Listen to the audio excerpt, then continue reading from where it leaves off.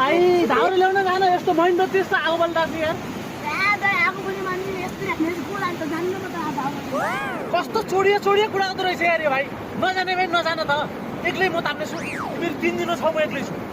मैले भाग्ने ज्याकेट लगाएको छु मलाई मतलब छैन नि त खोजिनु हातले भइसक्छ बरु 50 रुपियाँ लिएर जा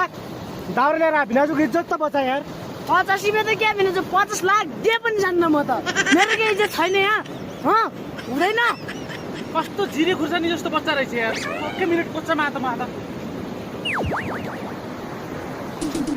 तँ किन यस्तो चर्किकन बोलिरहेछस् हामीले क्या चिसो हुँदैन दाउरे लिन पठायो भने हाम्रो क्या शरीर होइन हो नि तैँले कुरै बुझेको छैनस् न देवित्त माछालाई हेर्न न तिनीहरूले कपडा लगाएका छन् न तिनीहरूले आगो तापेका छन् न माछाले सिरा गोडेका छन् तर पनि मजाले घुमेका छन् डुलेका छन् पौडेका छन् पानीमा त माछा चिसै मान्दैन म पनि चिसै मान्दैन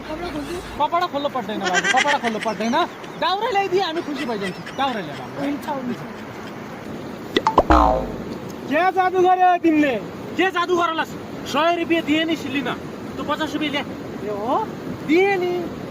कहाँ मान्छ त नत्र पर हेर पर कसरी दाउरा टिपिरहेको छ फेरि